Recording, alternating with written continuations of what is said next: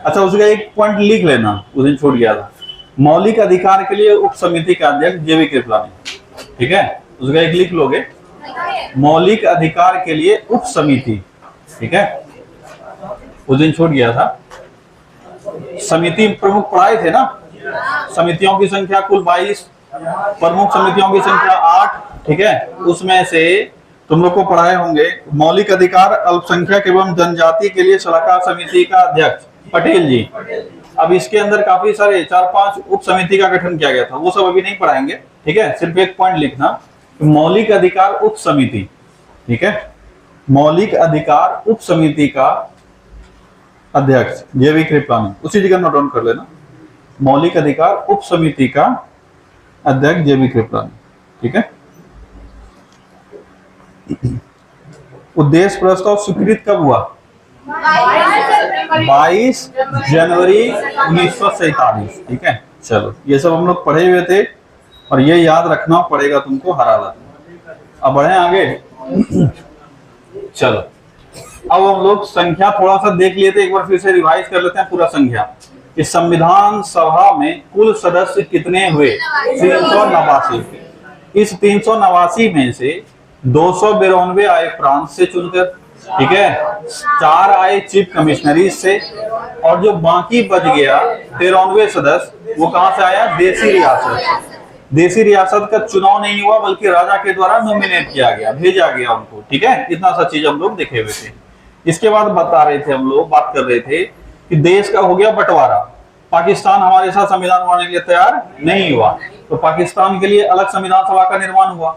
तो पाकिस्तान बोला हमको अलग कर दीजिए। देश के बंटवारे के बाद कुछ क्षेत्र चला गया पाकिस्तान में, कुछ हमारे यहाँ, तो सदस्यों में भी बंटवारा हुआ। तो आजादी के बाद कितने सदस्य बचे? 299, ठीक है। आजादी के बाद संविधान सभा का पुनर्गठन हुआ और सदस्य कितने बचे? 299, ठीक है। अगर ये पूछा जाए आजादी के बाद संविधान सभा का पुनर्गठन कब हुआ, किस तारीख को हुआ, तो 31 अक्टूबर 1947। कब हुआ? 31 अक्टूबर 1947। 31 अक्टूबर 1947, ठीक है। जुलाई में चुनाव संपन्न हुआ था, ठीक है, जुलाई 1946 में चुनाव संपन्न हुआ। टोटल 296 सदस्य उसमें चुने गए और प्लस 93 सदस्य जो रखे गए थे वो रियासत के लिए रखे गए थे। ये सब बात हम लोग जान चुके हैं। बंटवारे के बाद अब कुछ सदस्य इधर उधर हो गए, तो उसके बाद पुनर्गठित किया गया, फिर से एक बार संविधान सभा बनाया गया। कब? 31 अक्टूबर 1947। और इस बार हमारे पास कितने सदस्य थे? 299। कितने सदस्य थे? 299। और फिर से हमको एक बार इसको डिवीजन करना होगा, डिवाइड करना होगा कि कितने इसमें प्रांत से थे और कितने रियासत से थे। तो याद रखोगे इसमें 229 सदस्य प्रांत से थे। कितने? 229। और 70 सदस्य किससे थे? देसी रियासत से। ये याद रखना अच्छा से। दो तरह का सवाल पूछा सकता है कि प्रांत से कितने सदस्य चुने गए थे, विभाजित भारत और अविभाजित भारत। समझ में आएगा क्वेश्चन क्या पूछेगा? विभाजित भारत में प्रांत से चुने गए सदस्यों की संख्या। वहां तुमको इतना बढ़िया से कोई एक्सप्लेन नहीं करेगा कि आजादी से पहले का पूछ रहा है कि बाद का पूछ रहा है। ये वर्ड से तुमको पकड़ना पड़ेगा। विभाजित भारत में संविधान सभा में कितने सदस्य चुने गए प्रांत से? क्या आंसर होगा? अविभाजित भारत में प्रांतों से कितने सदस्य चुने गए थे? क्या आंसर होगा? 292। क्या होगा? 292। अविभाजित भारत के संविधान सभा में कितने सदस्य? 389। विभाजित भारत के संविधान सभा में कितने सदस्य? 299। क्लियर हो गया यहाँ तक? बढ़े आगे। अब हम लोग थोड़ा सा देख चुके हैं, फैक्ट्स हैं कुछ कुछ, बस वही आज हम लोग को देखना है, ठीक है। कल भी हम लोग चर्चा किए थे कि प्रमुख 8 समिति हैं, उसमें से प्रारूप समिति का अलग से थोड़ा सवाल आता है, तो प्रारूप समिति को हम लोग देखने वाले हैं थोड़ा सा। और बताए थे कि प्रारूप समिति का काम क्या होगा? संविधान का एक फॉर्मेट तैयार करना, इसी को प्रारूप समिति कहते हैं, ठीक है। प्रारूप समिति को इसलिए 2-3 और नामों से जाना जाता है। जैसे अंग्रेजी में इसका हो गया ड्राफ्टिंग कमेटी। क्या हो गया? ड्राफ्टिंग। क्योंकि जो तुम क्या बोलते हो, प्रारूप जिसको बोल रहे हो हिंदी में, अंग्रेजी में इसको क्या बोलते हैं? ड्राफ्टिंग। इसके लिए हिंदी में एक और शब्द आता है, वो है मसौदा। तुमसे ये अलग अलग सवाल पूछा जाएगा, क्वेश्चन डाल देगा, निम्न में से किस समिति ने संविधान का मसौदा तैयार किया था, ठीक है। अब तुमको लगेगा ये क्या पूछ रहा है, कुछ नहीं, वही पूछा हुआ है कि प्रारूप समिति ने प्रारूप तैयार किया, तो प्रारूप की जगह पे दूसरा वर्ड क्या डाल देगा? मसौदा। एक और सवाल यहाँ से आता है कि निम्न में से किस समिति ने संविधान का पांडुलेखन किया, ठीक है। अब बच्चा बहुत कंफ्यूज रहता है कि क्या क्या हुआ। तो पांडु लेखन समिति, मसौदा तैयार करने वाला समिति या ड्राफ्टिंग कमेटी, ये तीनों एक ही है। लिख लोगे कहीं साइड में तुम लोग, ठीक है, लिख लोगे इसे ड्राफ्टिंग कमेटी, मसौदा समिति या पांडु लेखन समिति भी कहते हैं, ठीक है। इसे मसौदा समिति, ड्राफ्टिंग कमेटी, मसौदा समिति, ड्राफ्टिंग कमेटी या पांडु लेखन कमेटी या समिति भी कहते हैं, ठीक है। ये अलग अलग वर्ड्स है जो एग्जाम में आते हैं, टेंशन नहीं लेना है क्या पूछा है, सब किसके जगह पे आ जाएगा, प्रारूप समिति के जगह ही आएगा, इसलिए कंफ्यूज नहीं होना। देखो जो क्वेश्चन क्या हुआ है कहीं ना कहीं मिला हुआ है, उसको तो दिक्कत नहीं होता है, पर जो नए बच्चे हो, जो नहीं पढ़े अभी तक, क्वेश्चन वगैरह नहीं डील किए हो, उसको ये सब दिक्कत हो जाएगा कि प्रारूप तो सर बहुत अच्छे से पढ़ा दिए हैं, लेकिन एग्जाम में पूछा कि मसौदा किसने तैयार किया था, आप कर लोगे, मसौदा तैयार करने वाला भी प्रारूप समिति ही हो, ठीक है। 4-5 सवाल इससे आते हैं, और सबसे डिफिकल्ट सवाल जो आता है ये सदस्य का नाम, ठीक है। जिस तरह से वहां 8 हम लोग याद किए थे, वैसे यहाँ पे भी 7 सदस्य हैं और 7 का नाम याद करना पड़ेगा। लेकिन थोड़ा सा उससे पहले देख लेते हैं कि सबसे पहले, अब यहाँ भी बच्चे कंफ्यूज होते हैं जब सवाल ये आता है, तो क्वेश्चन यहाँ पे 2 तरह का पूछा जाएगा। प्रारूप समिति का काम है संविधान का प्रारूप तैयार करना, ये क्लियर हो गया। लेकिन अगर तुमसे पूछा जाए क्या प्रारूप समिति जो फाइनल प्रारूप तैयार किया उससे पहले भी किसी ने प्रारूप तैयार किया था, तो आंसर है हाँ। प्रारूप समिति को वेरीफाई करवाया, प्रारूप समिति से वेरीफाई करवाया गया, लेकिन पहली बार किसी एक आदमी ने पूरा फॉर्मेट अपने हिसाब से तैयार किया था, वो है BN राव। कौन है? BN राव। काफी इंपॉर्टेंट है, याद रखोगे। अगर तुमसे कभी पूछ लिया जाए कि पहला प्रारूप किसने तैयार किया था, किसने तैयार किया था? BN राव ने। किसने किया था? BN राव। BN राव आगे चल के भी बताएंगे, और भी फैक्ट्स हैं कुछ कुछ, ठीक है। अध्यक्ष उपाध्यक्ष ये सब पूरा सीरीज आएगा और 5-6 नाम का, उसमें बताएंगे कि संविधान सभा का सलाहकार कौन नियुक्त हुआ, ठीक है। कौन नियुक्त हुआ है? BN राव। कौन है? BN राव। कौन है ये? संविधान सभा का संवैधानिक सलाहकार। तो अलग से क्वेश्चन पूछा जाता है, ठीक है, कि संविधान सभा का सलाहकार या संवैधानिक सलाहकार कौन था? कौन था? BN राव, ठीक है। ये एक ICS थे, ठीक है, जैसे आज IAS ऑफिसर बोलते हो वैसे ही।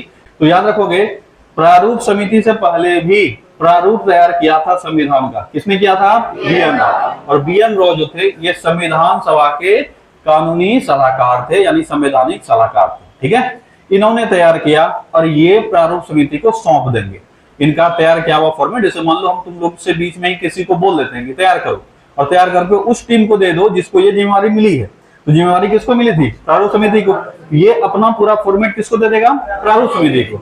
और प्रारूप समिति इसको वेरीफाई करके उसके बाद वापस जो संविधान सभा के अध्यक्ष हैं, कौन है?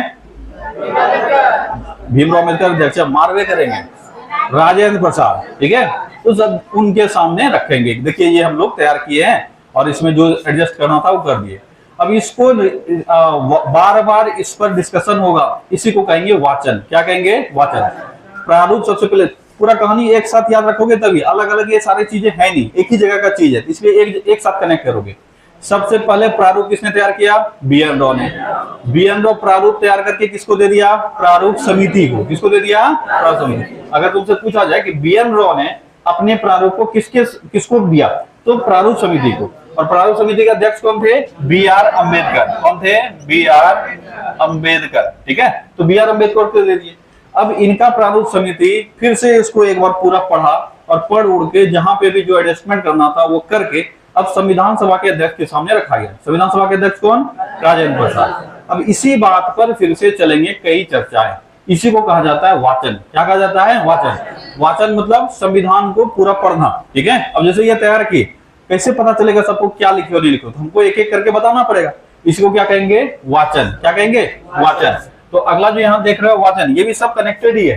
तो वाचन टोटल हुए हैं 3। कितने हुए हैं? 3। और वाचन में क्या क्या किया? इसी प्रारूप को वेरीफाई करके सभी लोग हाँ ना कुछ गड़बड़ी है, ये चेंज करना है, वो चेंज करना है, ऐसे ही कर करके फाइनल वाचन तृतीय वाचन होगा और इसी में संविधान क्या हो जाएगा? फाइनलाइज।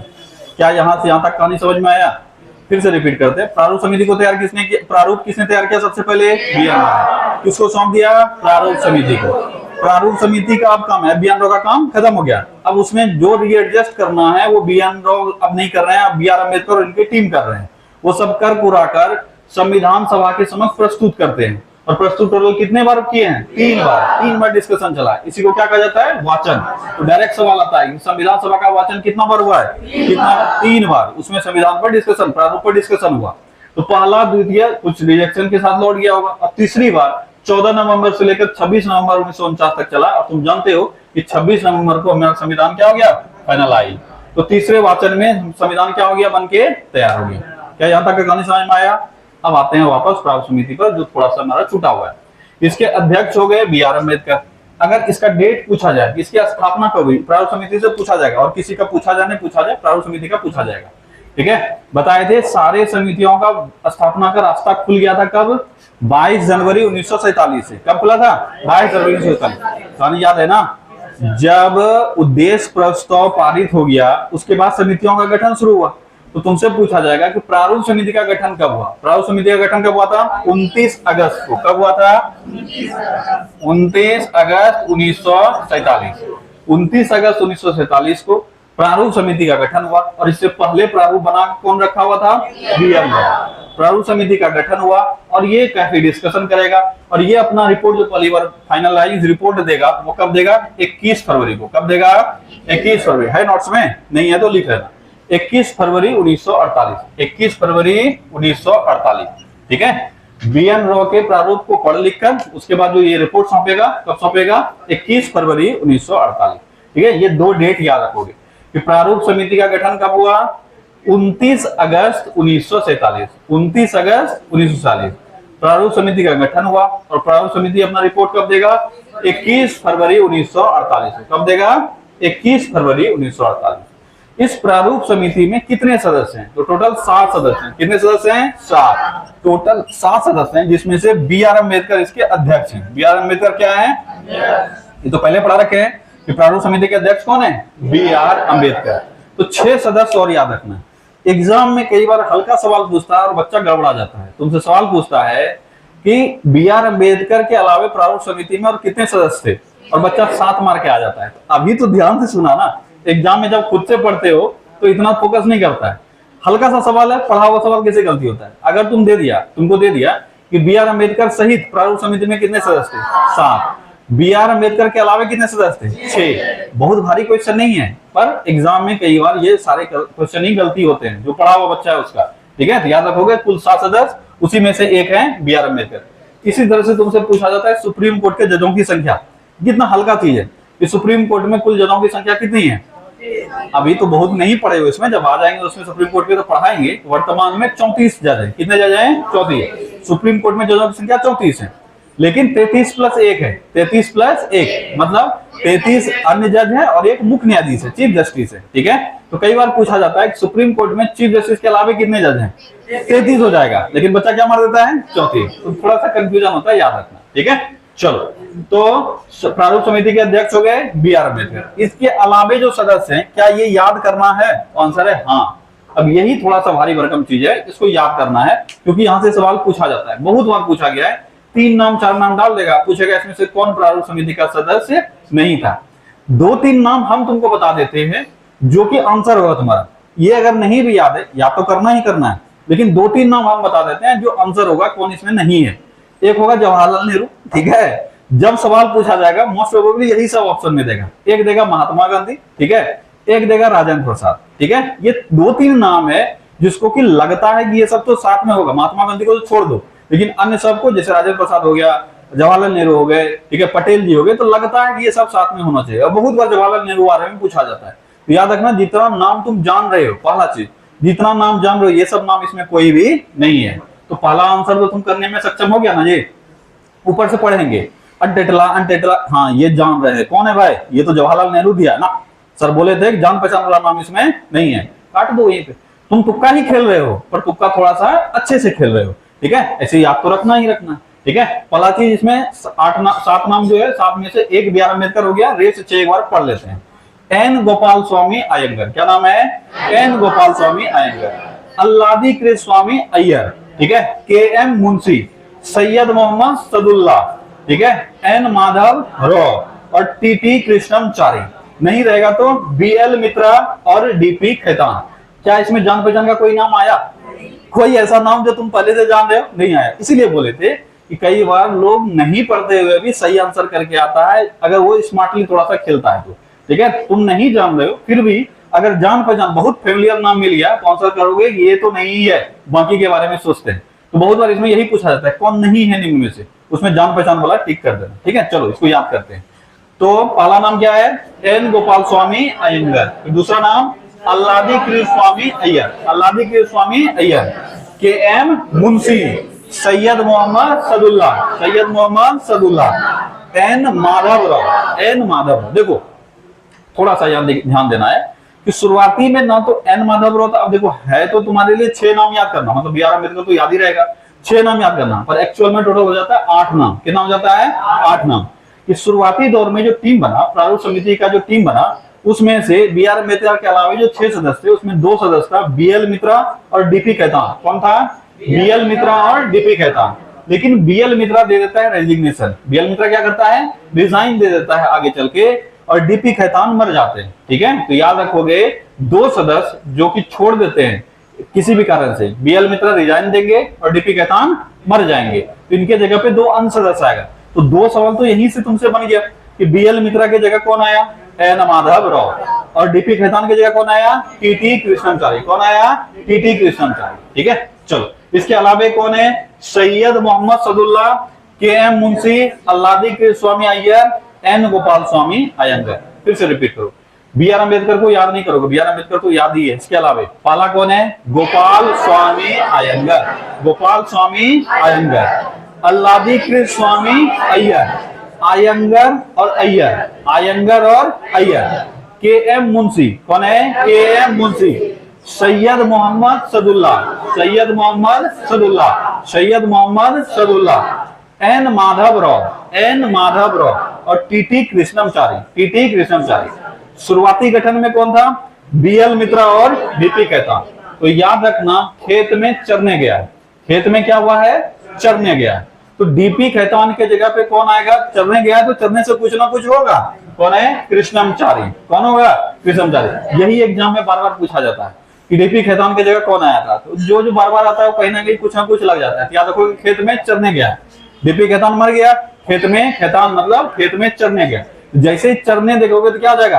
कृष्णमचारी। क्या जाएगा? कृष्णमचारी। ये याद हो गया कि डीपी खेतान की जगह कौन आया? कृष्णमचारी। याद रखना खेत में चरने गया, खेत में चरने गया। तो टीटी कृष्णमचारी किसके जगह? डीपी खेतान के जगह। अब एक बच गया एन माधव राव, किसके जगह पे? बी एल मित्रा। एन माधव राव किसके जगह पे? बी एल मित्रा। बी एल मित्रा के जगह कौन आया? एन माधव राव। दूसरा सवाल ये भी पूछा जाता है कि वह प्रारूप समिति का सदस्य जिसका देहांत हो गया, कौन है वो? डीपी खेतान।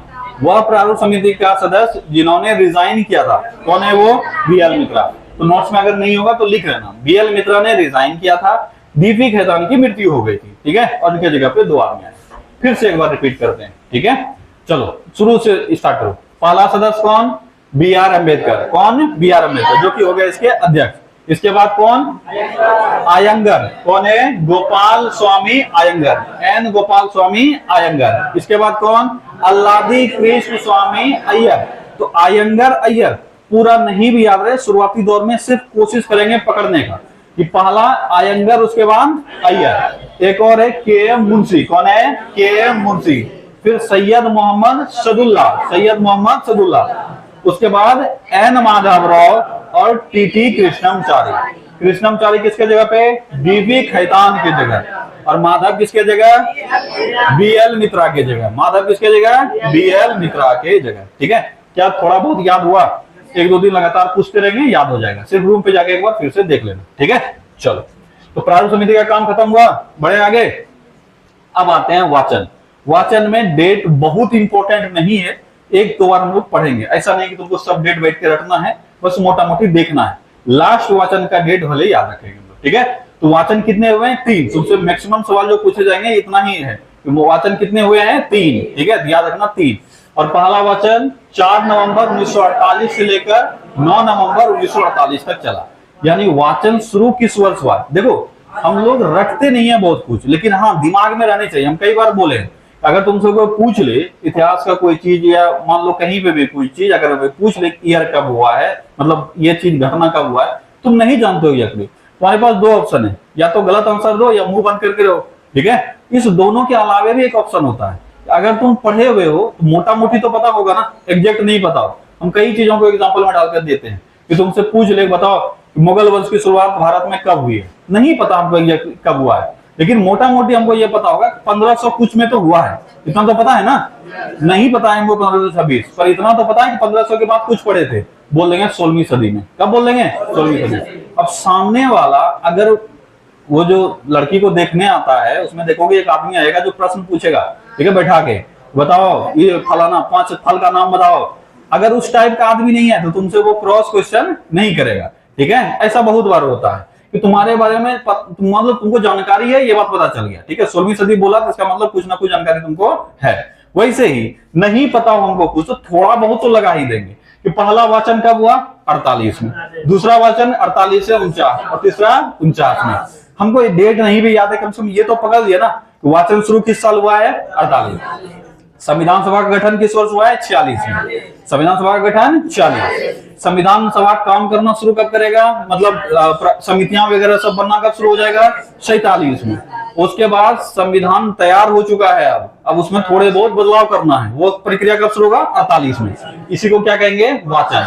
तो प्रथम वाचन 4 नवंबर 1948 से लेकर 9 नवंबर 1948, दूसरा 15 नवंबर 1948 से लेकर 17 नवंबर 1949, 17 अक्टूबर 1949, और तीसरा वाचन ये याद रखना है 14 नवंबर से लेकर 26 नवंबर।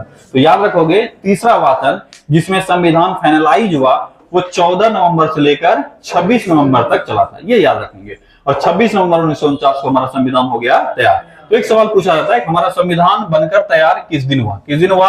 26 नवंबर 1949। या तुमसे पूछा जाएगा कि संविधान सभा द्वारा संविधान कब पारित हुआ? कब पारित हुआ? 26 नवंबर 1949। अब ध्यान देना, संविधान, अब जो पुराने बच्चे हो जो पढ़े हो उसको ये पता होगा संविधान लागू कभी और हुआ है और संविधान बनकर तैयार कभी और हुआ है। एक्चुअल में इसी दिन संविधान लागू हो जाता, ठीक है। अब बन गया तो रख के क्या करेंगे? खाना बन गया तो खाओ, लेकिन तुम किसी का इंतजार कर रहे हो, तो जब तक वो नहीं आ जाए तब तक तुम खाना स्टार्ट नहीं करते। यही तो होता है ना। नॉर्मली हम खाना बनाते हैं, अभी जैसे रूम पे सब जाओगे तुरंत कुकर चढ़ाओगे, खाना बनाओगे और निकाल के तुरंत खा लोगे ना। पर तुमको पता चल जाए घर से कोई आने वाला है, पापा आने वाले हैं, मम्मी आने वाली है, बहन आने वाली है, भाई आने वाला है, या कोई दोस्त तुम्हारा आने वाला है, खाना बना के बैठे हुए हो, ठीक है, कब आएगा, बहुत टाइम हुआ, भूखो लग गया है, लेकिन तुम इंतजार करोगे जब तक आप नहीं जाते हैं, ठीक है। यही चीज यहाँ पे भी किया गया कि 26 नवंबर 1949 को संविधान तैयार हो गया, पर हम लोग एक बढ़िया तिथि का इंतजार कर रहे थे, ऐसा कोई तिथि जिसको हम यादगार बना सकें। ऐसे यही यादगार बन जाता, लेकिन हमारे पास एक तिथि था जो यादगार बनते बनते रह गया था, वो था 26 जनवरी। क्या था? 26 जनवरी। क्यों? क्योंकि जवाहर बाबू ने अनाउंस किया था 1929 में ही, इन्होंने अनाउंस किया था कि 26 जनवरी 1930 को हम लोग आजादी दिवस मनाएंगे। क्या मनाएंगे? आजादी दिवस। लाहौर की धरती से रावी नदी के तट पर उन्होंने ये अनाउंस कर दिया था कि हम लोग हर एक साल क्या मनाएंगे? 26 जनवरी 1930, मतलब पहला 26 जनवरी 1930 को हम लोग आजादी दिवस पूरे भारत में बनाने वाले हैं, और वो लोग मना लिए। अब इतिहास में 26 जनवरी का कोई इंपॉर्टेंस तो रहता नहीं, क्योंकि हम लोग आजाद किस दिन हुए? 1947 में 15 अगस्त को। किस दिन आजाद हुए? 15 अगस्त 1947। तो 26 जनवरी का क्या कोई लॉजिक बनता था? तो हम लोग भूल जाते। तो भूलने तो था नहीं, क्योंकि जवाहर बाबू तो हैं अभी, मतलब अभी भी वो जिंदा ही है, मरे थोड़ी नहीं जी। वो बोलेंगे ना हम वो करवाए थे, अब किसी ना किसी तरीके से यादगार बनाएंगे। बोला ठीक है, तो संविधान लागू हम करवा देंगे 26 जनवरी को। कब लागू करवा देंगे? 26 जनवरी। इसलिए भारत की जनता चाह के भी उसको भूल नहीं पाएगी। भले ही तुम आजादी दिवस के रूप में ना मनाओ, लेकिन किसी ना किसी रूप में तो मनाओ। जैसे मान लो मेरा बर्थडे कभी है, तुम लोग मेरा बर्थडे नहीं मनाओ, पर हम उस दिन कुछ पर्व स्टार्ट कर दे तो वो तो मनाओगे। आज ऐसे बहुत सारे लोग हैं जिसके जन्म दिवस पर कोई ना कोई पर्व होता है, वो पर्व लोग मना रहे हैं, भले ही जन्मदिन नहीं मनाए, हो रहा है ना जी। वैसे ही 26 जनवरी को यादगार बनाने के लिए 26 जनवरी 1950 को संविधान लागू किया जाएगा। क्या आंसर क्लियर हो गया? अगर तुमसे कभी पूछ लिया जाए बताओ 26 जनवरी 1950 को क्यों लागू किया गया, तो मुंह बंद नहीं रहना चाहिए। एग्जाम में भी कभी पूछ लेता है, तो याद रखोगे क्या इसका कोई संवैधानिक जरूरत था क्या? आंसर है नहीं, कोई संवैधानिक जरूरत नहीं था। संविधान बन के तैयार कब हो गया? 26 नवंबर 1949। इसी दिन हम लागू कर देते, या 27 नवंबर को करते, 28 नवंबर करते, 2 दिन 3 दिन सो लेते आराम से, ठीक है, दिसंबर में करते। लेकिन इंतजार क्यों किया जनवरी आने का? क्योंकि 26 जनवरी 1930 को तो जवाहरलाल नेहरू ने आह्वान किया था कि हम लोग आजादी दिवस मनाएंगे, उस दिन आजादी दिवस मनाया गया था, इसीलिए उसको अपने जहन में संजो कर रखने के लिए 26 जनवरी 1950 को हम लोग क्या किए, संविधान लागू कर दिए। तो ध्यान देना, संविधान बनकर तैयार कब हुआ? 26 नवंबर 1949। ठीक है, कहां लिखे हैं जी संविधान लागू कब हुआ? कहीं लिखे हैं? कहां लिखे हैं? संविधान लागू कब हुआ? 26 जनवरी 1950। ठीक है, चलो, क्या 26 नवंबर को संविधान सिर्फ बना के रख दिया गया कि कुछ पोर्शन लागू हुआ? तो आंसर है कुछ पोर्शन लागू हुआ। 26 नवंबर 1949 को संविधान जब बना तो पूरी तरीके से लागू नहीं हुआ, पर आंशिक संविधान लागू हुआ। ध्यान देना, ये सवाल पूछा जाता है कि इनमें से कौन सा कथन सही है? 26 जनवरी 1950 को संविधान लागू हुआ, सॉरी 26 नवंबर 1949 को संविधान लागू हुआ, 26 नवंबर 1949 को संविधान आंशिक रूप से लागू हुआ। क्या ये दोनों स्टेटमेंट गलत है या एक सही है? तो एक सही है। 26 नवंबर 1949 को आंशिक रूप से संविधान लागू हुआ। ठीक है, इस वक्त संविधान में था क्या, कहां का लिखे हैं? ठीक है, 26 नवंबर 1949 को कितने अनुच्छेद लागू हुए? इसका मतलब यहाँ पे क्या मतलब हो गया? आंशिक रूप से। ठीक है, आंशिक रूप से लागू। ठीक है, आंशिक रूप से लागू। संविधान क्या हो गया? आंशिक रूप से लागू। कब संविधान आंशिक रूप से लागू हो गया? 26 नवंबर 1949। कंप्लीटली संविधान कब लागू हुआ? 26 जनवरी 1950। ठीक है, अब 26 नवंबर को कई बार ऐसे लोग मानते हैं कि 26 नवंबर को ही अंतिम बैठक हुआ, ऑब्वियसली होना भी यही चाहिए था। ठीक है, कि हम लोग जब संविधान बना के सौंपिए दिए, सब चीज करिए दिए, तो अब हम लोग काहे बैठेंगे? संविधान सभा के जितने सदस्य थे सब अपने हिसाब से अंतिम बार बैठक कब क्या होगा? 26 नवंबर 1949 को। कब क्या होगा? 26 नवंबर। इस पूरे को हम सत्र कहेंगे कि 14 नवंबर से लेकर 26 नवंबर 1949 तक अंतिम सत्र रहा। पर संविधान लागू तो हुआ नहीं है, तो संविधान सभा के सदस्य एक बार और आएंगे फाइनली बैठने के लिए, वो होगा 24 जनवरी 1950। कब होगा? 24 जनवरी 1950। इसीलिए कई जगह पे यह मतभेद भी होता है कि संविधान के कुल कितने सत्र थे, तो जो ये मानता है कि यही आखिरी सत्र था उसका एक सत्र कम हो जाएगा, और जो मानता है नहीं आखिरी बैठक जो हुआ था वही आखिरी सत्र था, वो था 24 तारीख को, 24 जनवरी को, तो आखिरी सत्र वो है। कई किताबों में तुमको गलत मिलेगा, गलत नहीं मिलेगा, मतलब मतभेद मिलेगा इसमें। कोई कहेगा कुल सत्र 11 हुए थे, कोई कहेगा 12 हुए थे। हम क्या याद करें? जो ऑप्शन में रहेगा वो। ठीक है, 11 सत्र हुए थे कि 12 सत्र हुए थे, जो ऑप्शन में वो मार देंगे। सामान्यतः हम मान के चलेंगे 12 सत्र हुए थे। कितने सत्र हुए थे? 12। या तो 11 रहेगा या 12 रहेगा। क्यों ऐसा 11-12 हुआ? ये कंफ्यूजन दूर हुआ तुम्हारा। हमारा संविधान बन के तैयार हो गया था 26 नवंबर 1949 को। इसी दिन ना संविधान सभा आखिरी बार बैठा। ठीक है, इसके बाद तो इसको बैठने की आवश्यकता थी नहीं, तो अभी लागू नहीं हुआ, इसलिए फिर से एक बार और बैठक रख लिया। और वो बैठक जो था वो था 24 नवंबर। कब था? 24 जनवरी 1950। इसीलिए हमसे कभी अगर पूछ लिया जाए कि अंतिम बैठक कब हुआ है? 24 जनवरी 1950। ठीक है, अब कई लोग इसको अंतिम सत्र मानता है, कई लोग नहीं मानता है, लेकिन हम लोग मान के चलेंगे फिलहाल, जब तक एग्जामिनर हमसे ये नहीं पूछ लेता है कि बताओ निम्न में से कितने सत्र हुए हैं। ऑप्शन में 12 नहीं रखे, 11 ही है। 11 अगर ऑप्शन में तो क्या मानेंगे? 11। लेकिन अगर 11-12 दोनों है तो क्या मानेंगे हम लोग? 12। क्लियर हो गया? संविधान सभा का अंतिम सत्र कब हुआ है? 24 जनवरी 1950 को। औपचारिक रूप से ऐसे ही लोग बैठेगा, बस, और कुछ नहीं। संविधान बना के तैयार कर दिया। यही से सवाल तुमसे पूछा जाता है कि संविधान निर्मित होने से, संविधान फाइनल निर्मित होने से पहले कितने सदस्य इस बैठक में हिस्सा लिए थे? 284। कितना? 284। कितना सदस्य हिस्सा लिया था? 284। तो याद रखोगे, संविधान सभा का जो संविधान निर्माण से जस्ट पहले जो बैठक हुआ था, यानी अंतिम सत्र, एक तरह से अगर बोल दो 24 वाले को छोड़ दें, यानी 14 नवंबर से 26 नवंबर 1949 तक का जो सत्र चला था, उसमें फाइनली जो लोग बैठे हुए थे 299 लोग नहीं बैठे हुए थे। कितने लोग बैठे हुए थे? 284। ये तो ऑब्वियस है। क्या जितने क्लास में बच्चा है, इस क्लास में जितने बच्चे हैं, क्या सभी प्रेजेंट है? कभी नहीं प्रेजेंट होगा। कभी 2 आएगा तो 4 नहीं, 4 आएगा तो 8 नहीं, 8 आएगा तो ये पहला वाला 4 गायब हो जाएगा। ठीक है, यही चलते रहता है। तो 299 टोटल सदस्य थे, इसमें से कितने सदस्य प्रेजेंट थे? 284। कितने थे? 284। तो याद रखोगे 26 नवंबर 1949 को अगर तुमसे पूछा जाए, जिस दिन संविधान हमारा बन के तैयार हुआ, कितने सदस्य उपस्थित थे? कितने थे? 284। ठीक है, अब जो संविधान तैयार हो गया, किताब तैयार हो गया, उसमें क्या क्या लिखा हुआ है इसको हम लोग देखते हैं। हमारे संविधान में 3 चीज तुमको पढ़नी है। एक है भाग, दूसरा है अनुच्छेद, और तीसरा है अनुसूची। क्या है? भाग, अनुच्छेद, अनुसूची। अब लग रहा है ये सब क्या है? अब आगे चल के यही सब पढ़ने वाले हैं। ये सब क्या है? कोई भी किताब उठाते हो उसमें तुमको चैप्टर मिलते हैं। क्या मिलते हैं? चैप्टर। उसी को कहेंगे भाग। तो संविधान के चैप्टर को क्या कहा गया? भाग। इस चैप्टर में तुमको टॉपिक मिलता है ना जी, कि topic number 1, topic number 2, topic number 3, यही अलग अलग चीज संविधान में भी वर्णित है, उसी को हम लोग कहेंगे अनुच्छेद। क्या कहेंगे? अनुच्छेद। तो संविधान में जितने चैप्टर हैं उसको कहते हैं भाग, और जितने उसमें पॉइंट्स हैं, जितने उसमें टॉपिक हैं, उसको कहेंगे अनुच्छेद। इसीलिए तुम देखते हो कि अनुच्छेद नंबर फलाने में ये कहा गया, मतलब टॉपिक नंबर 1 में कुछ कहा गया, 2 में कुछ कहा गया, 3 में कुछ कहा गया, इसी तरह से टॉपिक नंबर जब 52 पहुंचेंगे तो 52 टॉपिक में लिखा है भारत में एक राष्ट्रपति होगा। क्या कहा गया है? भारत में राष्ट्रपति होगा। तुमसे पूछा जाता है बताओ राष्ट्रपति का पद किस अनुच्छेद में? बोलते हो 52। समझ में आया? ये क्या है? ये वो टॉपिक नंबर है जिसमें राष्ट्रपति के पद की चर्चा की गई है। यही पूरे संविधान में भरा हुआ है। इसी को तो तैयार किया, किसने तैयार किया? प्रारूप समिति ने सजाया है। क्या 52 में ही हो सकता था राष्ट्रपति, कहीं और नहीं हो सकता था क्या? बिल्कुल हो सकता था। ये मेरा नोट्स है, हम जैसे चाहे वैसे लिख सकते हैं, ठीक है। लेकिन जब लिखा गया तो तुम बोलोगे पेज नंबर 7 पे ही ये घटना घटा है, ये ना बोलोगे जी। जब तक हम लिख रहे हैं तब तक हम कहीं भी डाल सकते हैं, लेकिन जब लिख दिए तब वही याद करोगे।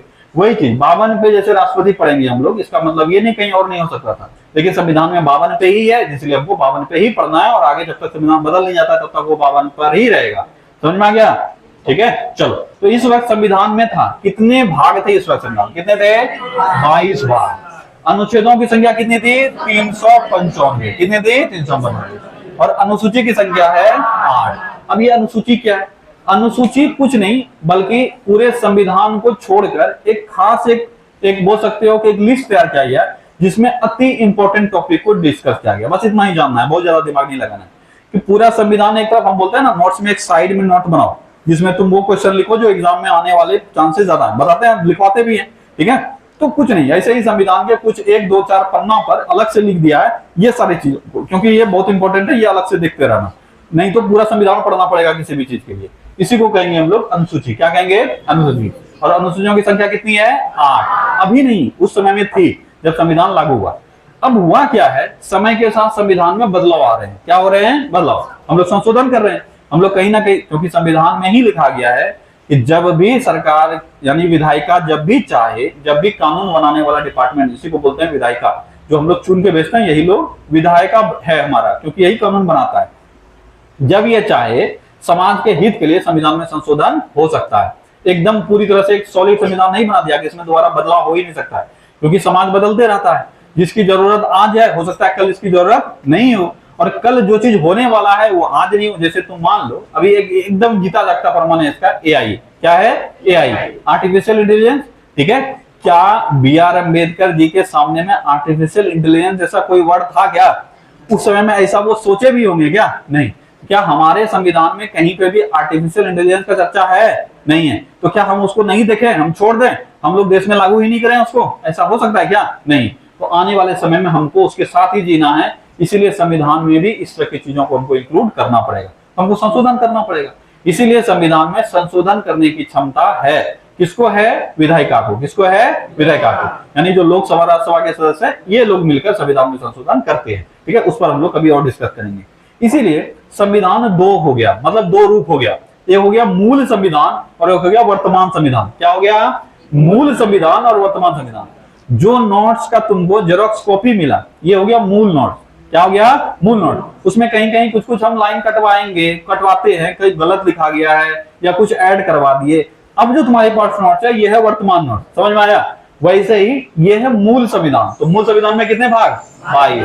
कितने अनुच्छेद? 395। और कितने अनुसूची? 8। वर्तमान में इसमें बदलाव आ चुका है, ये हम लोग अगले चैप्टर में डिस्कस करेंगे, ठीक है। अब 26 नवंबर 1949 को आंशिक रूप से संविधान लागू हुआ है, कंप्लीटली लागू नहीं हुआ है। इसलिए पूछा जाता है कितने अनुच्छेद लागू हुए थे? तो 15 अनुच्छेद। कितने अनुच्छेद? 15। अब क्या ये 15 का 15 अनुच्छेद याद करना है? तो आंसर है कभी कभी से सवाल पूछ लेता है, तो बहुत बैठ के एकदम रखने नहीं लगना है, देखते रहना है। 2-4 अगर याद रह गया तो अच्छी बात है। कभी रेयरेस्ट ऐसा समय आता है जब इससे सवाल आता है, लेकिन कभी कभी पूछ लेता है। तो एक बार देख लेते हैं वह 15 अनुच्छेद कौन कौन है। अनुच्छेद नंबर 5, 6, 7, 8, 9, 60, 324, 366, 367, 379, 380, 388, 391, 92, 93। ये सब मोटा मोटी कुछ अनुच्छेद हैं जो कि उस समय में लागू हुआ था। रटना नहीं है, 1-2 बार इसको देख लेना बस। शायद ही कभी सवाल इससे आता है, कभी कभी आ जाता है, लेकिन शायद ही आता है। तो बहुत अधिक फोकस इस पर नहीं करना है। पहले पूरा चीज पढ़ लेंगे, उसके बाद ये सब एक्स्ट्रा है। ठीक है, कि पूरा खा पी बैठे हुए हैं, उसके बाद एक एक पैक लगा दिया। ठीक है, पंजाबी लोग ऐसा ज्यादा करता है, तो वो वही वाला चीज है, वो जरूरी नहीं है, लेकिन हाँ मजा आने के लिए ले लेते हैं। वैसे ही जब पढ़ लेंगे सब चीज तब इसको याद कर लेंगे, अभी फिलहाल छोड़ देते हैं। अभी मोटा मोटी एक याद किया रह गया, 1 2 3 तो हमने यहाँ लगा हुआ है, ये तो याद रह गया ना, 1 2 3 4 ये शुरुआत वाला नहीं लगा हुआ है, 5 6 7 8 9 तक लगा हुआ है, उसके बाद 60 से ऊपर लगा हुआ है, से एक लगा है 60 के ऊपर नहीं 60, उसके बाद 324 366 367 ये सब लागू है। ठीक है, फिलहाल रटने की आवश्यकता नहीं है, छोड़ दो। इतना जरूर याद रखना है कि संविधान निर्माण जब हुआ 26 नवंबर 1949 को, उस समय में कितने अनुच्छेद लागू हुए? 15। इसीलिए हम लोग क्या कहते हैं, संविधान आंशिक रूप से लागू हुआ। ठीक है, चलो अब हम लोग कुछ और फैक्ट्स है जो हमको देखना है। एक है इसमें कि हमारे संविधान को बनाने के लिए काफी सारे देशों का संविधान पढ़ा गया है, ये तो तुमको पता ही होगा। ठीक है, कि हमारा जो संविधान बना है उसमें लगभग संपूर्ण देश के संविधान का निचोड़ है।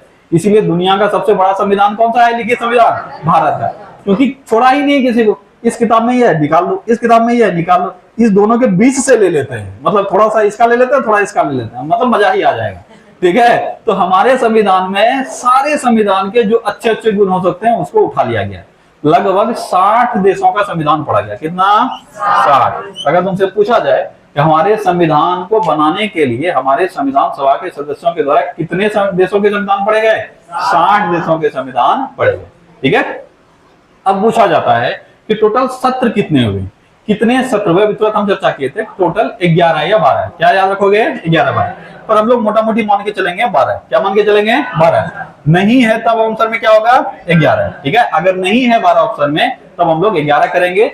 11 या 12 ये हमेशा कंफ्यूजन बना रहेगा। ठीक है, तो कुल आयोजित सत्र कितने थे? 12 या 11। ठीक है, क्यों ऐसा हुआ ये भी बता दिए कि अगर हम 24 जनवरी 1950 वाला बैठक छोड़ दें तो सत्रों की संख्या कितनी है? 11। एक्चुअल में संविधान निर्माण के लिए कितने सत्र आयोजित हुए थे? सवाल पे ध्यान देना।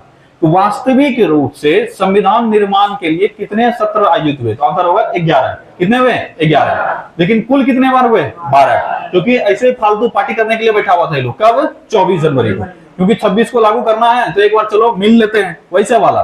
क्लास खत्म हो चुका है तुम्हारा, अब क्लास ओवर होने वाला है, मतलब बैच खत्म होने वाला है, तो बैच खत्म होने से पहले फेयरवेल पार्टी के लिए बैठते हो ना जी, आज चलो फेयरवेल पार्टी करेंगे। क्या वो क्लास का हिस्सा है? नहीं। तुम्हारा अटेंडेंस उस दिन भी बन ही जाता है। ठीक है, क्लास आओगे तो अटेंडेंस बन ही जाएगा, पर क्या उस दिन पढ़ाई लिखाई कुछ होगा? नहीं, आओगे बैठ के हंसी मजाक करके चले जाओगे। तो संविधान एक्चुअल में सीरियस मोड में कब तक चल रहा था? 26 नवंबर 1949 तक संविधान निर्माण। अब निर्मित हो गया तो ऐसे ही मौज मस्ती के लिए बैठा हुआ है, तो अंतिम बैठक कब हो गया? 24 जनवरी 1950। इसी को लगाकर 12, इसके बिना 11। ठीक है, प्रारूप पर कितने दिनों तक चर्चा चली? ठीक है, अब ये चीज याद रखना कि जो 12 बैठक हुए या यूं कहें कि 11 बैठक हुआ है, इस पर लगभग कितने दिनों का बैठक हुआ? इसको बैठक नहीं बोलते हैं, इसको सत्र बोलते हैं। ठीक है, हम हो सकता है नोट्स में कहीं बैठक ही लिख दिए होंगे। सत्र और बैठक में अंतर होता है थोड़ा सा। ठीक है, रोज जो बैठ रहे हैं इसको बैठक बोल देंगे। ठीक है, लेकिन सत्र जो चलेगा वो कई दिनों का भी हो सकता है। ठीक है, तो सत्र टोटल कितने हुए हैं? 12। कितने हुए हैं? 12। इसी को अधिवेशन भी बोल सकता है तुम। ठीक है, कोई दिक्कत नहीं। तो सत्र कितने हुए हैं? 12। इस सत्र में कितने दिनों का बैठक हुआ है? तो 165 या 166। 165 या 166। अब ये भी वही वाला गड़बड़ है।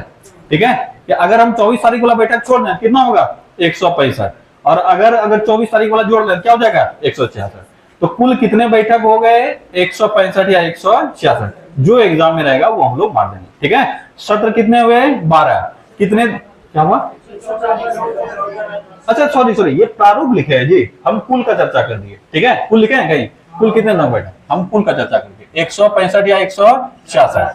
अभी 165 हम उल्टा लिख दिए इसलिए यहाँ गलती हो गया, हम ध्यान नहीं दिए प्रारूप का। ठीक है, टोटल बैठक कितना हुआ? 165 या 166 दिन। इस 165 166 दिन में से लगभग कितने दिनों तक सिर्फ प्रारूप पर ही चर्चा चला? 114 दिन। कितने दिनों तक? 114। कितने दिनों तक? 114। और ये सवाल बहुत बार एग्जाम में पूछा गया है कि प्रारूप पर कितने दिनों तक चर्चा चला? कितने दिनों तक? 114। कुल कितने दिन तक बैठक चला? 165 या 166। याद रह गया इतना? सचिव डाटा है बहुत ज्यादा, मतलब ऐसा नहीं है कि भारी भरकम चीज है, बस इसको अच्छे से अगर समझना चाहोगे तो याद रह जाएगा। ऐसा नहीं कि रटना है, बस हम लोग मोटा मोटी दिमाग में रखते हैं स्टोरी। ठीक है, कि बैठक कितना हुआ है, कितना दिन ये लोग बैठक किया है, बस इस तरह से समझोगे। ऐसा नहीं कि बहुत डीप कोई डाटा है। ठीक है, फिर से रिपीट करते हैं। संविधान सभा अंतिम रूप से कब तैयार हुआ? 26 नवंबर 1949। 26 नवंबर 1949। इस दिन कितने सदस्य मौजूद थे? कितने सदस्य? कहाँ लिखे हैं जी? 284। कितने सदस्य मौजूद थे? 284। संविधान इस दिन निर्माण हो गया, क्या संविधान लागू भी हुआ? आंसर है आंशिक रूप से। आंशिक रूप से कितने अनुच्छेद? मात्र 15 अनुच्छेद लागू हुए। संविधान में इस वक्त उस किताब में जो कि मूल संविधान कहलाएगा आज के बाद से, उसमें कितने अनुच्छेद थे, कितने भाग थे और कितने अनुसूचियां थी? तो भागों की संख्या 22, अनुच्छेदों की संख्या 395 और अनुसूचियों की संख्या 8। बाद में इसमें थोड़े बदलाव आएंगे, ठीक है, वो हम लोग अगले चैप्टर में डिस्कस करेंगे, ठीक है। इस संविधान को बनाने के लिए कुल कितने दिनों की बैठक हुई? कितने दिनों की? 165 या 166 दिनों की बैठक हुई। हाँ, कुल कितने दिनों की बैठक हुई? बैठा है कितने दिन, ठीक है। अब ये कुल सत्र कितने हुए? कितने सत्र हुए? 11 या 12। कितने सत्र हुए? 11 या 12। बताए हैं एक सत्र हो सकता है 5-6 बैठक का हो, 10 बैठक का हो। नहीं समझ में आया? हम लोग आज से सत्र शुरू करेंगे, जैसे चैप्टर शुरू करते हैं। एक चैप्टर 4 दिन तक चल गया तो एक चैप्टर खत्म हुआ और 4 क्लास खत्म हुआ या 4 दिन खत्म हुआ, यही ना बोलोगे जी? तुम क्लास कितना दिन आया? 4 दिन। और चैप्टर कितना खत्म हुआ? एक। तो एक चैप्टर को हम बोल देंगे एक सेशन। क्या बोल देंगे? एक सेशन। समझ में आ गया? यही चीज यहाँ पे भी हुआ। एक टॉपिक पर एक बार हमको डिस्कस करना था तो हम 5 दिन तक उसी पे डिस्कशन करते रह गए, वो उसके बाद डिस्कशन ओवर हुआ, हम कह देंगे ये एक सत्र पूरा हुआ। लेकिन एक सत्र में बैठक कितने हो गए? 5। समझ में आ गया? हमको वो याद नहीं करना है, इसमें और भी हो सकता है कि पहला सत्र में कितना दिन का बैठक हुआ, दूसरा सत्र में कितना हुआ, पर वो सब भी याद हमको नहीं करना है। हमको सिर्फ इतना याद रखना है कि सत्रों की संख्या कितनी थी? 12 या 11। इस सत्र में टोटल कितने दिन बैठक हुए? 165 या 166। इस 165 दिनों में कितने दिनों तक सिर्फ प्रारूप पर ही चर्चा चलता रहा? 114 दिनों तक। कितने दिन होता है? 114 दिन, ठीक है। चलो, अब है कि कुल समय, ये तो बैठक था, बैठा कितना दिन। अब जैसे मान लो तुमको हम कुछ होमवर्क दे दिए रूम पे करने के लिए, तुम्हारा जो बैच है वो तो चल रहा है, बैच का टाइम तो खत्म हो रहा है, पर क्लास नहीं आ रहे हो।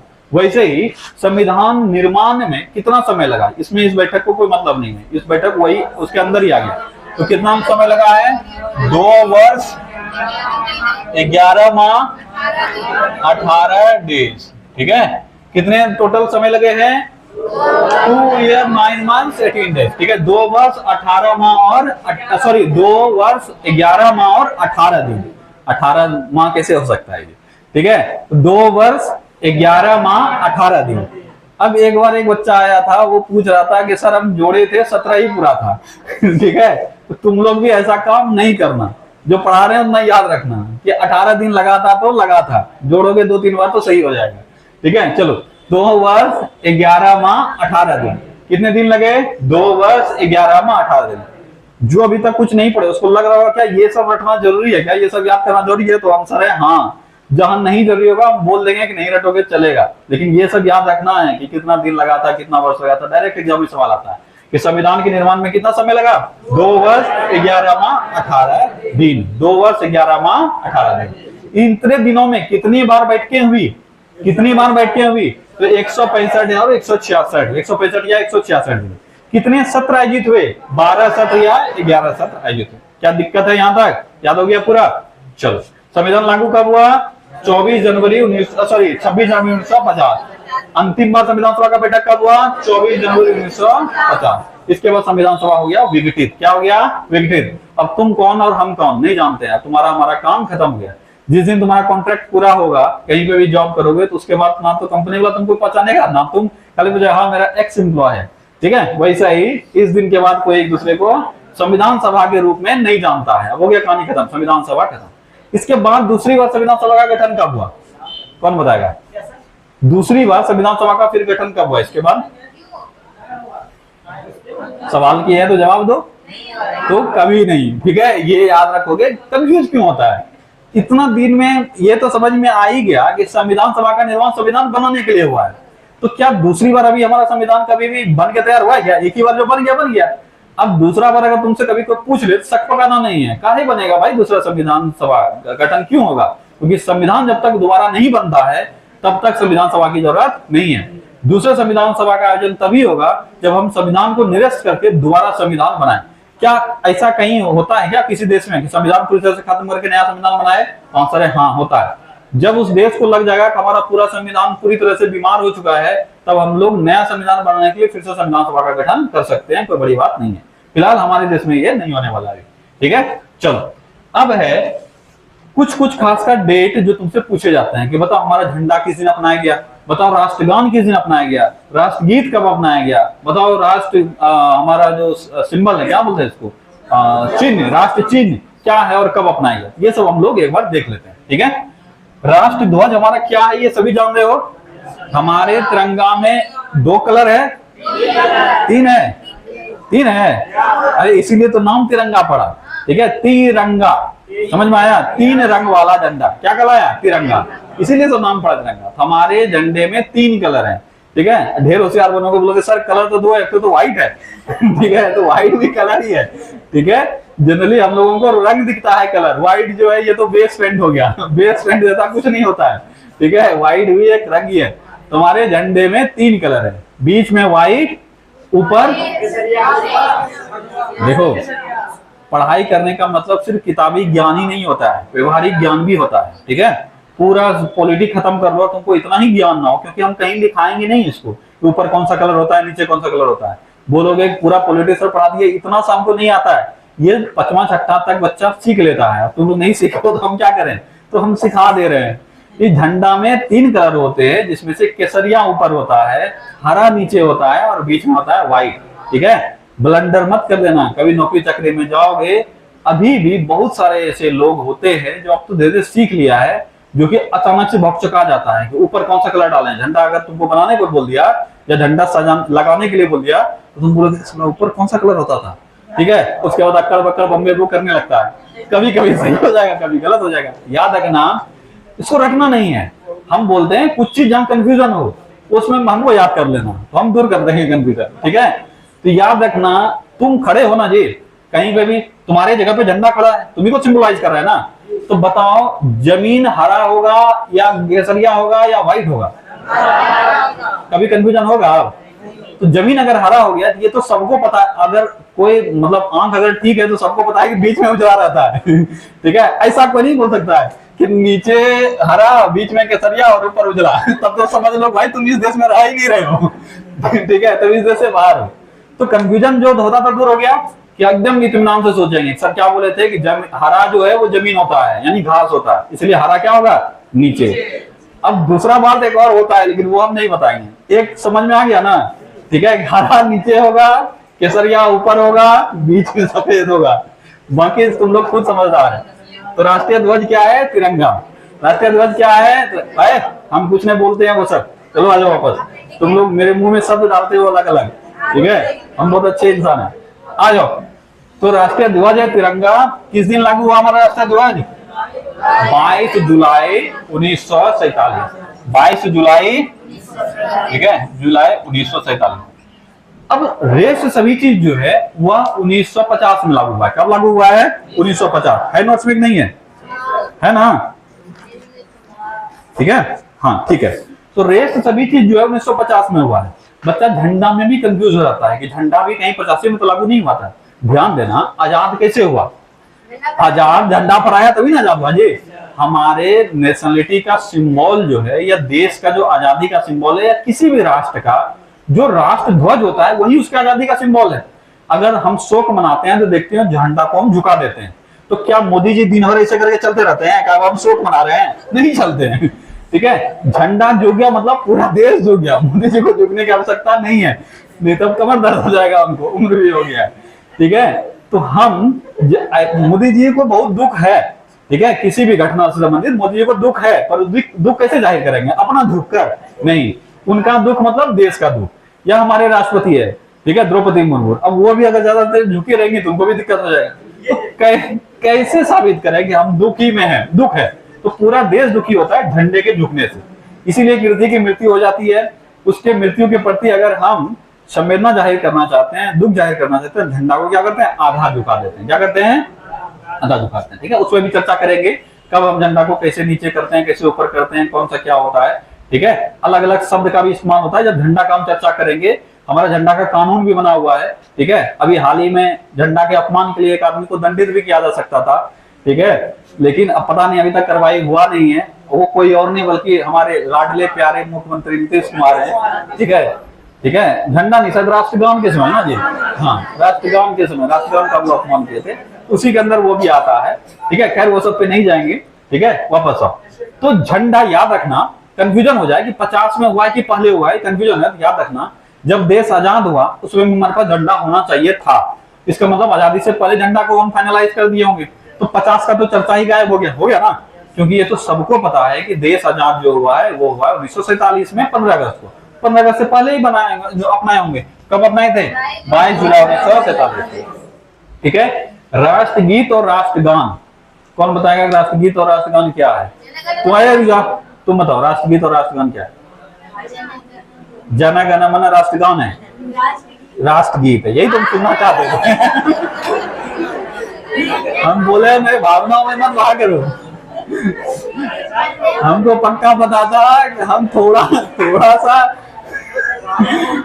टाइट करेंगे और ये गलत दे देंगे। देखो बहुत बच्चों को कंफ्यूजन होता है, हंस तो सब दिया इस पर, लेकिन ये सिमुलाइज करे तुम लोगों को, बहुत बच्चों का गलती होता है इसमें। अच्छा बच्चा कंफ्यूज होता है कि राष्ट्रगान क्या है, राष्ट्रगीत क्या है। जब बोलते हैं कंफ्यूजन हो तो किसको याद करोगे? हमको याद करना, हम दूर कर देंगे कंफ्यूजन। अब पहले भी बताया मैं, बस तुमको सिर्फ कॉन्शियस रहना था कि राष्ट्रगान गाना माना, हो गया क्लियर? तो राष्ट्रगान जाना गाना माना, हो गया गान। क्या राष्ट्रगान में गान आ गया? हो गया ना, कहानी खत्म। जो बचा वो क्या होगा? राष्ट्रगीत। दो गाना है हमारे यहाँ, एक है वंदे मातरम और एक है जन गण मन। कंफ्यूजन होता है कि राष्ट्रगीत कौन है, राष्ट्रगान कौन है। ठीक है, क्या कंफ्यूजन दूर हुआ? गान में गाना माना, ठीक है, जाना गाना माना, मतलब जन गण मन जो हमारा है वो है राष्ट्रगान, जो बच गया वो राष्ट्रगीत। तो अब बताओ राष्ट्रगीत क्या है? वंदे मातरम। ठीक है, तो ये किस दिन अपनाया गया था? ये दोनों जान रहे हो, लिखने की आवश्यकता तो है नहीं कि राष्ट्रगान हमारा जन गण मन, तुम लोग का क्या पता जी? जन गण मन ये राष्ट्रगान हो गया, और राष्ट्रगीत वंदे मातरम। ठीक है, वंदे मातरम। ठीक है, और ये अपनाया गया 24 जनवरी को। कब अपनाया गया? 24 जनवरी 1950। 24 जनवरी 1950। ठीक है, आखिरी जो बैठक हुआ था उसी दिन ये सब फाइनलाइज किया, 24 जनवरी 1950। राष्ट्र चिन्ह जो है हम लोग 26 जनवरी को अपनाए हैं। कब अपनाए हैं? 26 जनवरी। ठीक है, 26 जनवरी 1950। ठीक है, जब देश आजाद हुआ उसी दिन फाइनलाइज किया गया कि राष्ट्र चिन्ह जो हमारा है वो होगा, क्या होगा? अशोक स्तंभ। क्या होगा? अशोक स्तंभ। ठीक है, अशोक स्तंभ। कई बार पूछा जाता है ये अशोक स्तंभ कहां से लिया गया है? ठीक है, कहां से लिया गया? अशोक स्तंभ कौन सा ये पिलर है? सारनाथ। सारनाथ का जो पिलर है उसी का जो अशोक के द्वारा बनाया गया है वही स्तंभ। स्तंभ क्या होता है? पिलर। क्या होता है? पिलर। अशोक एक राजा हुए मौर्य वंश के, वो काफी सारा पिलर बनवाया है। ठीक है, इतना सा फिलहाल याद रखना जो नहीं पढ़े। उसी में से एक पिलर है सारनाथ में। सारनाथ एक जगह है, वहीं पर एक पिलर है। उसी में जो हमारा सिंबल है, देखते हो शेर बैठा हुआ रहता है। क्या रहता है? शेर बैठा हुआ। कभी ध्यान दिए हो कि हमारे अशोक स्तंभ में जो हमारा चिन्ह है इसमें 2 शेर है, 3 शेर है? हम बोले भावनाओं में मत वहां करो, बर्बाद हो जाओगे। तो ना तो 2 है ना 3 है, टोटल 4 है। ठीक है, तो लगा कि 2 तो नहीं आए, 3 बोल लेते हैं। ठीक है, टोटल 4 है। दिखता है हमको 3। कितना दिखता है? 3। जिधर से भी देखोगे, एक इधर से और इधर से, तुमको 3 ही नजर आएगा। एक इस तरफ और एक इस तरफ, एक इधर एक इधर। इधर देखोगे तो ये 3 दिखेगा, इधर देखोगे ये 3 दिखेगा, पीछे देखोगे तो ये 3, आगे देखोगे तो ये 3। तो दिखता हमको 3 है पर होता 4 है। समझ में आया? तो हमारे अशोक स्तंभ में जो है टोटल 4 शेर है। इसके बारे में डिटेल डिस्कस करेंगे कि क्या क्या है, उसमें कितने जानवर हैं। ठीक है, इससे भी कभी कभी सवाल पूछ लेता है, इस पर भी आएंगे। अभी चिन्हों पर जब हम लोग डिस्कस करेंगे अगले चैप्टर में, तब इस पर डिस्कस करेंगे। फिलहाल याद रखना अशोक स्तंभ हम लोग सारनाथ स्तंभ से लिए हैं। कहां से लिए हैं? सारनाथ स्तंभ से। और इसी को हम लोग चिन्ह बना दिए। इसके नीचे एक स्टेटमेंट लिख देते हैं, सत्यमेव जयते। क्या लिखते हैं? सत्यमेव जयते। अब ये भी पूछा जाता है कि सत्यमेव जयते कहां से लिया गया? मुंडको उपनिषद से। कहां से लिया गया है? मुंडको उपनिषद। अभी आगे चल के एक चैप्टर आएगा जिसमें हम लोग राष्ट्रीय चिन्ह पर डिस्कस करेंगे, वहां ये सब बता देंगे, वहां लिखा हुआ मिल जाएगा, टेंशन नहीं लेना। ठीक है, तो हमारा राष्ट्रीय चिन्ह कब अपनाया गया? 26 नवंबर 1950। ठीक है, फिर से एक बार रिपीट करो। राष्ट्रीय ध्वज कब अपनाया गया? 22 जुलाई 1947। राष्ट्रीय गान 24 जनवरी 1950, राष्ट्रगीत 24 जनवरी 1950 और राष्ट्र चिन्ह 26 जनवरी 1950। राष्ट्र चिन्ह क्या है? सत्यमेव, सॉरी अशोक स्तंभ, ठीक है। राष्ट्रगीत वंदे मातरम, राष्ट्रगान जन गण मन और राष्ट्र ध्वज तिरंगा, ठीक है। अब आते हैं कि संविधान सभा में अम्बेडकर जी का मतलब संविधान अब खत्म हो गया लगभग, अब जो फैक्ट्स है हम लोग वही सिर्फ थोड़ा बहुत देख रहे हैं। अब हम लोग कल इसमें कुछ और चीजें बचे हुए वो देख लेंगे, अध्यक्ष कौन था, उपाध्यक्ष कौन था, सिंबल क्या था, इसलिए छोड़ दिए कि कल थोड़ा बहुत आसान रहना चाहिए ठीक है, तो इसलिए कल के लिए छोड़ दिया है, कल हम लोग डिस्कस करेंगे। बाकी एक और पॉइंट हम लोग कवर कर लेते हैं कि संविधान सभा में एक सवाल पूछा जाता है, वो कौन सा शख्स है जो पहले बंगाल से और बाद में मुंबई से चुना गया। ये क्वेश्चन दोनों तरीके से पूछा जाता है, बड़ा बारीकी से अच्छे से याद रखना, सबका याद रखना जरूरी नहीं है। जो सवाल एग्जाम में ज्यादा पूछे जाते हैं वो हमको भूलना नहीं है, वो याद रखना है। अंबेडकर जी का एक पूछा जाता है, ये पहले कहां से चुने गए थे और बाद में कहां से चुने गए। तो पहले चुने गए थे बंगाल से। कहां चुने गए थे? बंगाल से। पहली बार भी ये मुंबई से ही लड़ना चाहते थे, पर मुंबई में इनको सीट नहीं दिया गया, इस कारण से ये कहां से चुनाव लड़ लिए? बंगाल से। लेकिन विभाजन के बाद जिस हिस्से से ये थे बंगाल चला गया पाकिस्तान में, तो जो बचा क्षेत्र उसमें से अब कहीं और रीसंगठित करना है, रीस्टेब्लिश करना है, कौन कौन सा सीट खाली हुआ है, कौन आदमी कहाँ गया, इनका एक सीट खाली मिला मुंबई से, इसलिए दोबारा ये कहां से खड़े हो गए? मुंबई से, और मुंबई सीट के। तो याद रखना संविधान सभा में अंबेडकर का निर्वाचन पहले कहां से हुआ? बंगाल से, और बाद में कहां से? मुंबई से। ये याद रखना। उल्टा सवाल भी पूछ लेता है कई बार, वह शख्स कौन है निम्न में से जिसका पहले निर्वाचन मुंबई बंगाल से हुआ एवं बाद में मुंबई से हुआ? कौन आंसर हो जाएगा? B R Ambedkar. कौन हो जाएगा? B R Ambedkar. B R Ambedkar का घर कहाँ था? मुंबई, मुंबई में। घर का नाम था राजगीर, ठीक है, बताए थे ना।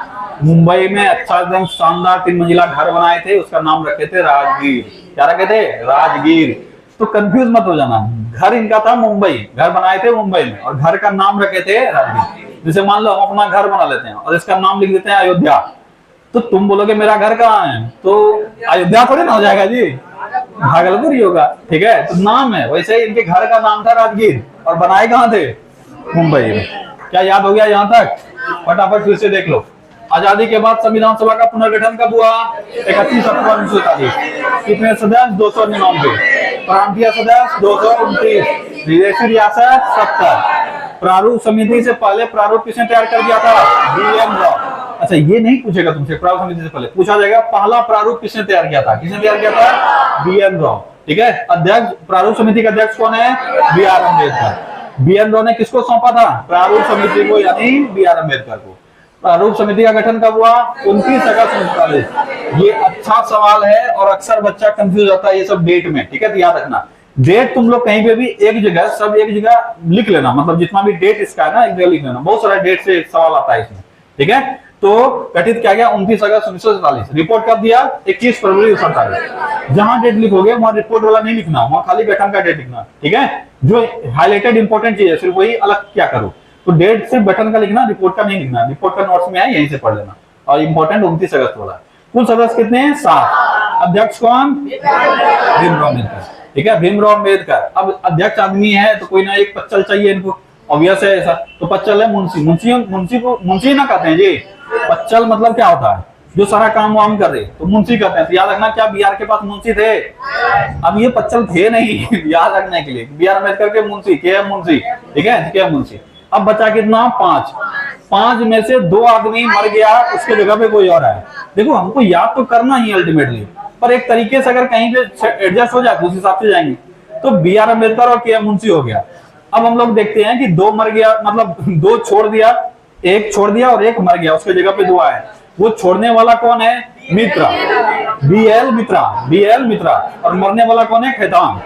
तो खैतान की जगह कौन आया? कृष्णमचारी। कौन आया? कृष्णमचारी। और बी.एल. मित्रा की जगह माधव। ये हो गया। अब बचा कितना? बचा 3। सैयद मोहम्मद सदाउल्लाह, अल्लादी कृष्ण स्वामी अय्यर और एन गोपाल स्वामी आयंगर, ठीक है। इसको फिर से एक बार जाके घर पे देखना, ठीक है। वाचन टोटल कितने हुए? 3। अंतिम वाचन कब हुआ? 14 नवंबर 1949 से लेकर 26 नवंबर 1949। और 26 नवंबर को संविधान हमारा फाइनलाइज हो गया। उस वक्त कितने भाग थे उसमें? 22। कितने अनुच्छेद? 355। और कितने अनुसूची? 8। जो फाइनल बैठक हुआ नवंबर 1949 को, उस दिन कितने सदस्य मौजूद थे? 284 सदस्य मौजूद थे। क्या इस दिन संविधान लागू हुआ? नहीं, आंशिक रूप से लागू हुआ। कितने अनुच्छेद? 15 अनुच्छेद। ठीक है। कितने देशों के संविधान का अध्ययन किया गया? 4 देशों। टोटल कितने दिनों तक यह बैठक चला था? बैठक चला था 165 या 166। कितने सत्र आयोजित हुए थे? 11 या 12। ठीक है। अब अगर पूछा जाए संविधान निर्माण में कितना समय लगा, तो 2 वर्ष 11 माह 18 दिन। क्या ये सब पूरा क्लियर हो गया इधर का? ठीक है। इस 166 दिन में से कितना दिन सिर्फ प्रारूप समिति पर ही बहस हुआ? ठीक है। चलो, संविधान सभा का अंतिम बैठक 24 जनवरी 1950 लागू हो गया। 26 जनवरी 1950। किस दिन राष्ट्रीय ध्वज अपनाया गया? 22 जुलाई 1947। राष्ट्रीय गान 24 जनवरी 1950। राष्ट्रीय गीत 24 जनवरी 1950। राष्ट्रीय चिन्ह 26 जनवरी 1950। ठीक है। संविधान सभा का वो सदस्य जो पहले बंगाल से निर्वाचित हुआ, बिहार में। याद हो गया? चलो।